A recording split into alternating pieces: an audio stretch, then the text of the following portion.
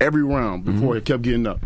And even when he buzzed me, I did the same thing because in boxing, you go off the mannerism of your fighter. You looking at him, you see a couple of weaknesses, and you started to figure them out. They started to get slow sometimes. Sometimes certain things started to open because it started getting later in rounds.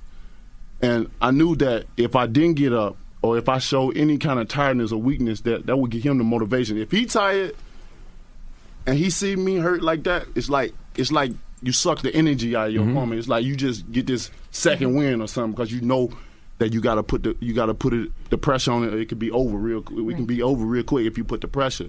And I got up. I was waiting on him. I'm like, yo, you still got to do better than that. Yeah. You know, so it started to break him down even more because he felt like he threw everything in the kitchen sink at me, which he did, and I took everything. You know, and even in that 10th round, it seemed like he popped you, but then you backed up off the ropes. But it's just like you took the freaking little herb from Black Panther and just came to life, came back to life. Forever. Yeah. You know, I'm a true champion. You know, and like I said, I'm the whole definition of it. And it's gonna take a lot to break my heart, to break my will. You know, the reason why I'm in it, I do it for my family. You know, it's nobody's beating me. I don't want to sound arrogant. I don't want to sound cocky, you know, because I know I talk a lot of stuff and I come off that sometimes with people. But this is how I feel. You better feel like that. You should never feel like somebody could beat you. Exactly. You know, this is in my heart because this is a dangerous sport. We risk our lives. Right. You know, each and every time we in there. But I really feel no man is going to be able to beat me. I'm the baddest man on the planet. I believe that. I'm picking Parker over Joshua this weekend. So I don't even know if we're going to get a Wilder Joshua fight. I heard you picking Parker too. Why is that? You know, I'm going with Parker now. I'm favoring Now you Parker. are, but before you were going with Joshua. You know, for the simple fact we want that fight. You want to fight Joshua. Yeah. It'll be obvious to I want you to win. You know, but I'm favoring. Okay. Honestly, I'm a favor him in this fight. He looked very confident in what he's doing. You know, when I look at like press conferences, when I look at weigh-ins, when I look at guys square up together, most people look at it as what it is. The weigh-in, they facing the off, numbers. want to see. You know, for me, I'm looking at the body language. I'm looking at when they look at each other. Because when I'm looking at you, I'm trying to look into your soul. I'm looking into your eyes. I'm letting you know that, like, this you in it for a real fight. I'm coming to really hurt you. So certain signs you can see from a fighter, whether it is their body language, whether they doing something. Most time when people say they look away or they blink at something, sometimes that can be a sign of being nervous and stuff like that. And, you know, you can explore that and take advantage of that. But with Parker, he seemed like he's ready. Yeah. If he had the same confidence that he have now going into the fight, it's going to be a hell of a What's your prediction then? What round? Whatever happens is going to happen in the later rounds. You know, I think I'm going to ease off the predicting, fighters now. And I'm going to tell you why, because I got my heart broken. Yeah, you know what I mean? I was well invested in the Lomachenko and Rigondeaux fight. I go to Miami time and I go to the gym where Rigondeaux is, and I'm like, man, Rigondeaux gonna win. He gonna beat him. He gonna do this and that, and I'm just putting it out there, which I barely ever do. Because I know that anything can happen in a fight. And man, when that dude got in that fight, although he was so skillful, I knew what he could do. The world knew what he can do. It seemed like I don't know what happened. Yeah. You seen the fight? I don't think I saw the Lomachenko fight. What happened? The Cuban, he got his ass beat. He got his ass beat, man. It was crazy. Like, I don't even think that's a proper word. It was worse than that. We got to look at that. Yeah, it was crazy. Any given fight night, though, you never know. It was crazy, but he ended up losing, and that's why you can never tell who's going to win and who's not, because you don't know what's in these. But you can still make your own prediction. And you can still make it based off what you know. Yeah, but it's just I look so deeper than just I think you're going to win because this and this, because I am a fighter. Right. I know what I think and I know how I feel when I go in fight, so I try to take a little bit away from there and use these fights.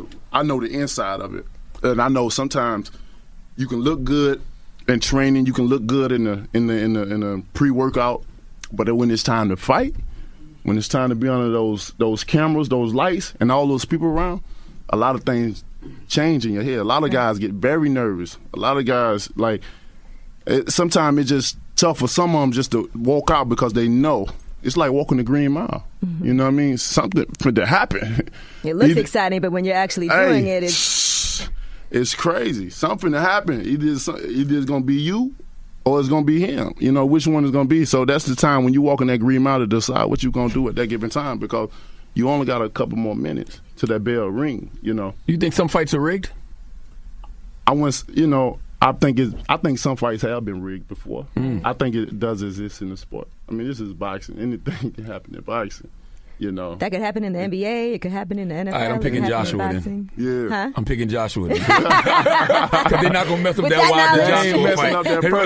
They ain't messing up that perfect record. But, you know, like I said, anything can happen. Parker can go and knock Joshua out. We know Joshua's been down before. Yeah. I don't really go into the camps, the sparring sessions or getting knocked down, you know, because it's so totally different when you getting ready to fight. But, you know, he's been down before. He's been down in actual fights and stuff like that. So, you know, when you're dealing with heavyweights, some people would say it only take one punch, but the more and more I get into this sport and just really just narrow it down and focus on certain things and meditate about certain things, I'm starting not to believe that. Right. You know.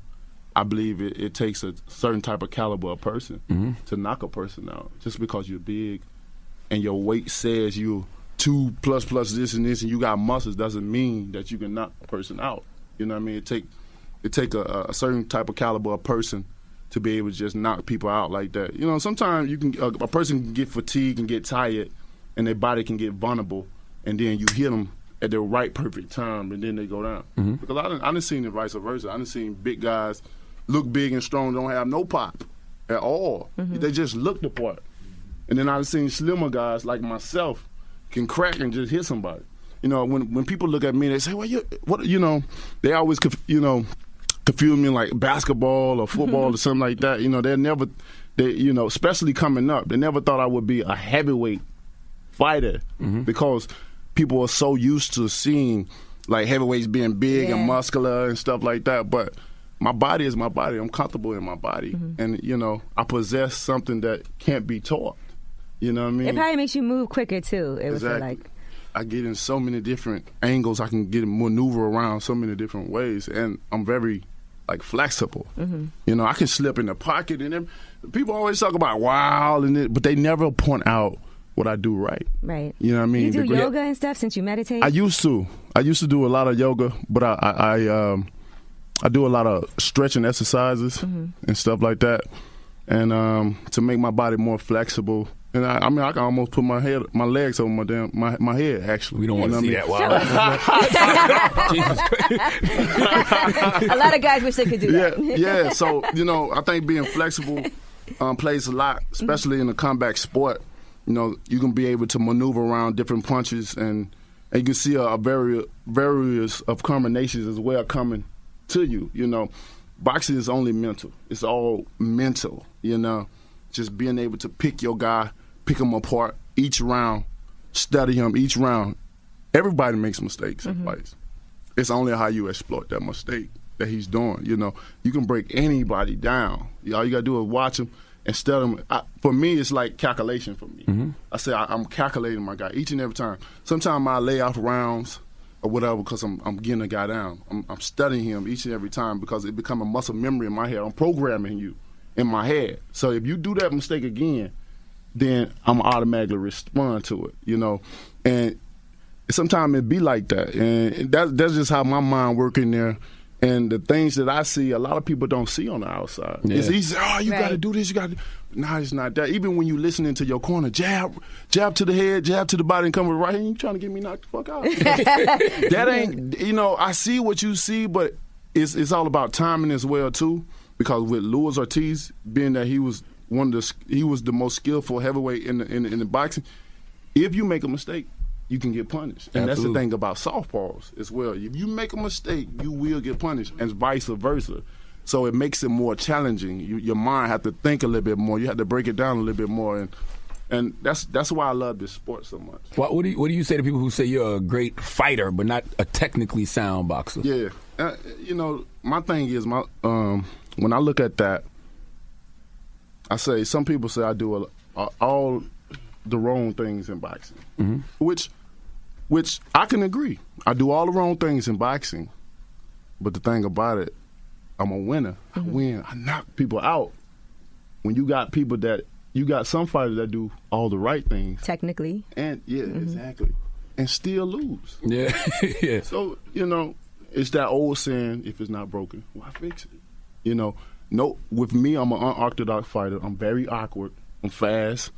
And I have... It probably throws people off, too, because they anticipate, like, when you watch what they're doing and you can study them and see what they're about to do, and then they can't really tell what you're about to do because you're not following the rules. Exactly. Not following it. That's perfectly. You've been studying boxing. I love boxing. Yeah, nice. Y'all flirt with each other one more time. Just give each other's numbers. No, I think he's probably surprised that I know anything about boxing. It's nice to see. When women pick up boxing because most times they the ones like this. You know what I mean? I know when my mama used to start coming. But that's because you're her son. That's probably different. But it's other people that be like that as well too.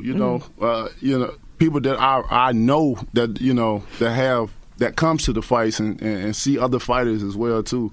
They first be like they can't see it because they say that they don't want to see another person get harmed or hurt. You know what I mean? But it's a technical skill to it. Yeah. It's not like you're just a street fighter. Yeah. Now, I want to ask you this because you did say, and this is true, a lot of people tell you what you should have done when they watch a match. And they're like, oh, he should have did this. Oh, you messing up. And I see you engage with people on Twitter. Do you ever get really irritated and want to, like, confront somebody when they talk shit to you? Oh, you ain't seen the video? That's why I was getting to it. I gotta show you the video. You ain't see the video? Deontay one of the few people who's gotten a chance to put his hands on one of these internet trolls. Yeah, that was earlier. I'm much more calmer now. You know what I mean? I'm much more. Now calmer. You just block people, right? Yeah, just block them, man. Because if it don't apply to me, then I don't worry about it. You know what I mean? That was phenomenal, though. To be able to confront somebody that was, Yeah, oh man, that how did it so feel? Good. Yeah, okay. It felt good because it was crazy. Like, I'm like, man, it was crazy. The dude, the reason I went and saw him in the first place is because he went overboard with it. He's talking about your daughter or something, right? He was talking about my daughter, taping her mouth, and I'm a visual type of person. I visualize what people say when they telling the story. I actually try to put myself in there and visualize. So this dude talking about taping my daughter's mouth. So I'm thinking about her got, black tape around her mouth, and she's crying. I remember one time I took her to the doctor. Hi everybody, this is Anita Brown, singer-songwriter from Round Rock, Texas, USA. Right outside of Austin, Texas, live music capital of the world. Yes, listen, I have great news for you today. My CD, Waiting on Paradise, it's out and it's ready for you to download. You can download it on cdbaby.com, iTunes, Spotify, and most major music online stores. My style and vibe ranges from that of a stripped-back, slow, bluesy soul to that of a powerful, uplifting sound with mixed genres. I performed during South by Southwest and at the Broken Spoke, and I've also appeared on the television show Songwriters Across Texas. I've enjoyed every bit of my musical journey, and I want you to enjoy it too. You can check me out also at AnitaBrownSongs.com. It's this part of the show that we really truly like to help new artists or established artists with new tracks or new singles that they're going to be putting out or already have put out. So what we like to do, we like to feature them on the show, and if you are an artist and you're listening to the show at this very moment in time, have a listen to the show, and if your song fits the show, send us an email to me and notify me that you think you've got a song that you think is worthy to be played on the show. And here's the email address, djmystery40@gmail.com. We have got a selection of songs to play from new artists or established artists that are sort of brand new. And as soon as I've finished the songs, I'll tell you about them, the artist and the song title. So here we go. Here are the songs or songs.